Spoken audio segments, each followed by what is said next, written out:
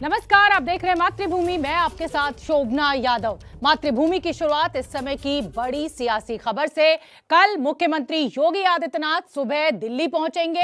Uttar Pradesh BJP के अध्यक्ष स्वतंत्र देव सिंह, संगठन मंत्री सुनील बंसल, दोनों उप मुख्यमंत्री केशव प्रसाद मौर्य और दिनेश शर्मा आज ही रात दिल्ली पहुंच रहे हैं। और इसके बाद योगी मंत्रिमंडल को लेकर कल दोपहर बीजेपी अध्यक्ष जेपी नड्डा, गृह मंत्री और पर्यवेक्षक उत्तर प्रदेश के अमित शाह, यूपी प्रभारी धर्मेंद्र प्रधान और संगठन महामंत्री बीएल संतोष के साथ बैठक होगी।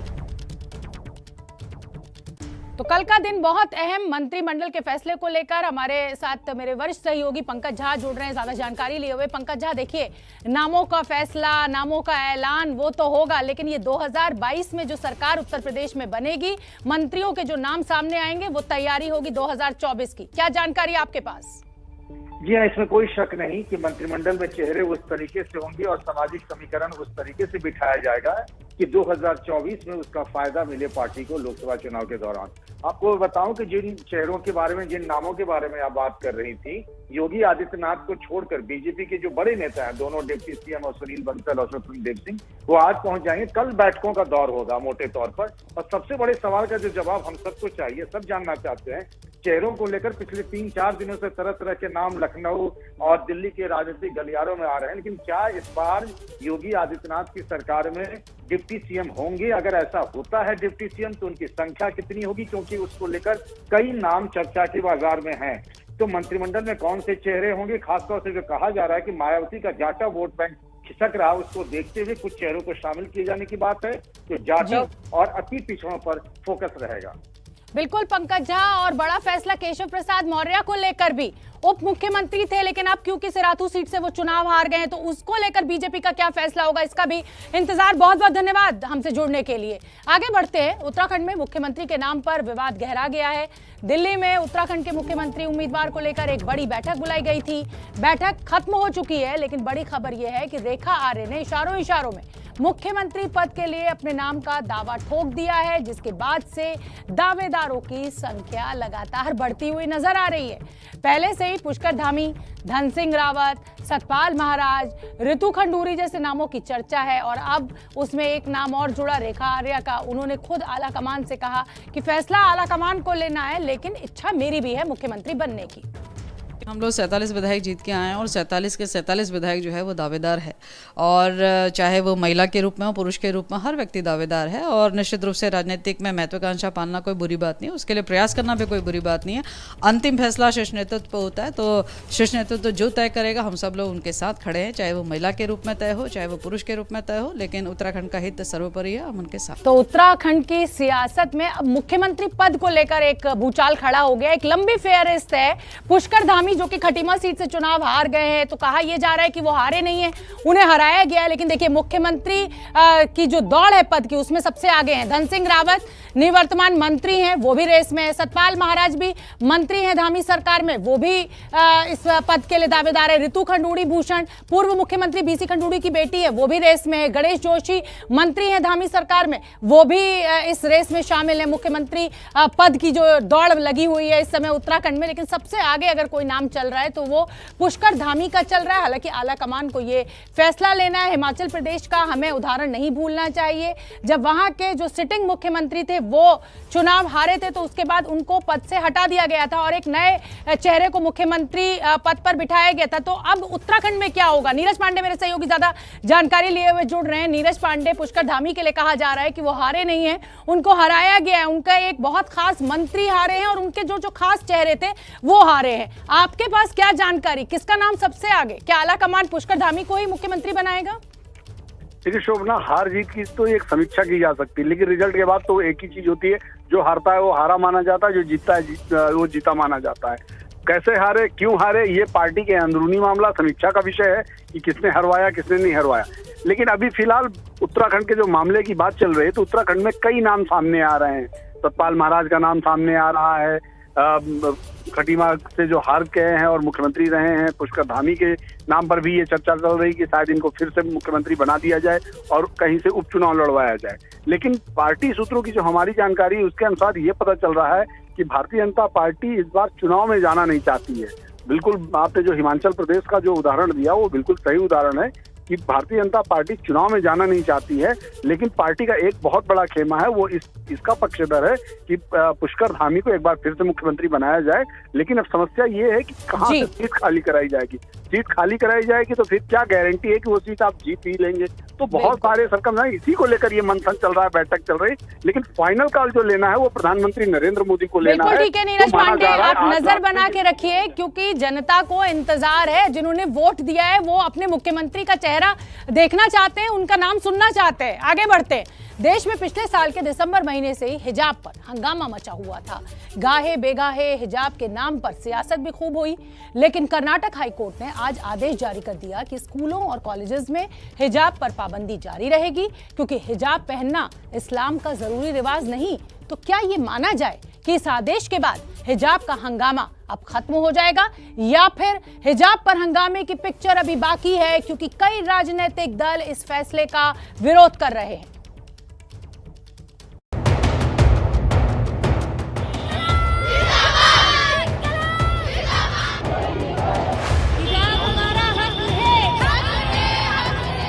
महीने से हिजाब के पक्ष में जो दलील दी जा रही थी, आज कर्नाटक हाईकोर्ट के सामने वो दलील खारिज हो गई। धार्मिक स्वतंत्रता पर समानता की दलील को तरजीह दी गई।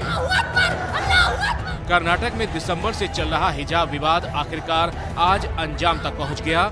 हफ्तों की सुनवाई के बाद कोर्ट ने कहा है, हिजाब पहनना इस्लाम का जरूरी रिवाज नहीं है। स्कूल कॉलेज को अपनी ड्रेस कोड तय करने का अधिकार है। कर्नाटक सरकार के आदेश को रद्द करने की कोई वजह नहीं है। सरकार के पास आदेश जारी करने का अधिकार है। AIMIM के अध्यक्ष असदुद्दीन ओवैसी और कांग्रेस विधायक आरिफ मसूद ने मौलिक अधिकारों का हवाला देकर फैसले को चुनौती दी है और सुप्रीम कोर्ट का दरवाजा खटखटाने की मुनादी भी कर दी।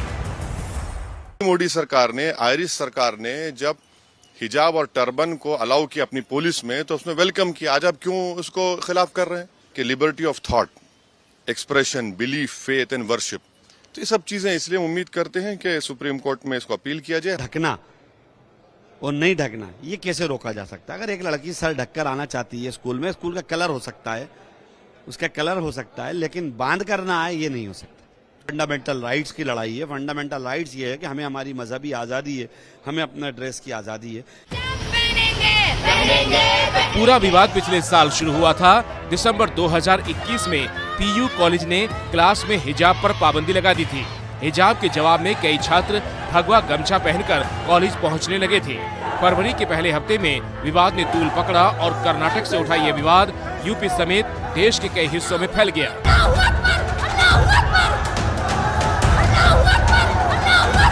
लेकिन सवाल ये है कि क्या हिजाब का मामला अब खत्म हो जाएगा? ये सवाल इसलिए क्योंकि हिजाब का मुद्दा जब कर्नाटक में गर्म हुआ था, तब यूपी चुनाव में इसकी चर्चा हुई थी। अब हिजाब विवाद में एक तरफ से देखें तो हिंदूवादी संगठनों की जीत हुई है, तो क्या आने वाले दिनों में हिजाब के जरिए कॉमन सिविल कोड यानी समान नागरिक संहिता का विवाद गर्म होगा? ऐसी चर्चा इसलिए भी है क्योंकि बीजेपी ने अपने तमाम चुनावी एजेंडे पूरे कर दिए हैं। राम मंदिर का निर्माण हो रहा है, आर्टिकल 370 कश्मीर से हट चुका है, तो क्या अब अगला नंबर कॉमन सिविल कोड का है? पाकिस्तान एक बार फिर दुनिया में भारत के खिलाफ प्रोपेगेंडा फैलाने की फिराक में लगा हुआ है। लेकिन रक्षा मंत्री राजनाथ सिंह ने आज देश की संसद में बयान देकर पाकिस्तानी प्रोपेगेंडा की पोल खोलकर रख दी। क्या है ये पूरी कहानी, हमारी इस एक्सक्लूसिव रिपोर्ट में देखिए। मिसाइल यूनिट के रूटीन मेंटेनेंस और इंस्पेक्शन के दौरान शाम को लगभग 7 बजे दुर्घटनावश एक मिसाइल रिलीज हो गई। बाद में ज्ञात हुआ कि यह मिसाइल पाकिस्तान के क्षेत्र में जाकर गिरी। यह घटना खेदजनक है। और इसी के साथ भारत ने पाकिस्तान के दुष्प्रचार की पोल खोल दी है। असल में हुआ ये कि 9 मार्च की शाम करीब 7 बजे रूटीन मेंटेनेंस के दौरान हरियाणा के सिरसा एयरबेस से मिसाइल छोड़ी गई, जो रास्ता भटककर पाकिस्तान के बहावलपुर पहुंच गई। पाकिस्तान की ओर से ये तस्वीरें जारी की गईं और पाकिस्तानी चैनलों पर 4 दिनों से ये कहा जा रहा है कि भारत ने पाकिस्तान की ताकत को समझने के लिए मिसाइल छोड़ी है। जबकि हकीकत क्या है, आज भारत के रक्षा मंत्री ने दुनिया को बता दिया है। यह घटना इंस्पेक्शन के दौरान अनजाने में हुई एक मिसाइल की रिलीज से संबंधित है। अध्यक्ष महोदय, यह घटना खेदजनक है, परंतु यह राहत की बात है कि इस दुर्घटना से किसी भी प्रकार का कोई नुकसान नहीं हुआ है। भारत ने गलती मानी है, लेकिन पाकिस्तान के हुक्मरान अपनी जनता को गुमराह करने के लिए झूठ का ढिंढोरा पिटवा रहे हैं। ये झूठ का ढिंढोरा इसलिए क्योंकि पाकिस्तान का रडार भारत की मिसाइल को पकड़ पाने में फेल हो गया और पाकिस्तान पर अब इस बात को लेकर अंदरूनी दबाव है। तो चलिए सुर्खियों के बाद मातृभूमि में आगे बढ़ते हैं। यूक्रेन में युद्ध के बीच फंसे भारतीयों को निकालने के लिए मोदी सरकार की तरफ से ऑपरेशन गंगा चलाया गया था और इसी को लेकर विदेश मंत्री एस जयशंकर ने आज राज्यसभा में अपना बयान दिया कि गंभीर संघर्ष और चुनौतियों के बीच 22,500 लोगों को यूक्रेन से सुरक्षित निकाला गया, यानी ऑपरेशन गंगा पूरी तरह से सफल रहा। ये दावा किया विदेश मंत्री एस जयशंकर ने आज संसद में। इसी सफलता को लेकर आज प्रधानमंत्री मोदी ने बीजेपी संसदीय दल की बैठक में कहा कि ऑपरेशन गंगा एक बड़ी चुनौती थी, लेकिन इस चुनौती से अच्छे ढंग से निपटा गया और इसकी सफलता को लेकर एक फिल्म बननी चाहिए। Despite the challenges posed by the serious ongoing conflict, we have ensured that about 22,500 citizens have returned home safely. The pressing challenge was to safeguard our citizens and ensure that they were not in harm's way. At the direction of the Prime Minister, we launched Operation Ganga, thereby undertaking one of the most challenging evacuation exercises during an ongoing conflict situation. The exercise was undertaken at a time when military actions, including airstrikes and shelling, were underway.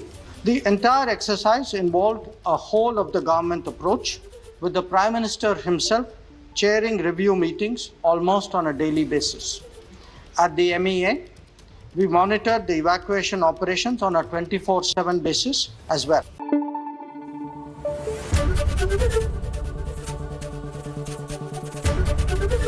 ABP news आपको रखे आगे।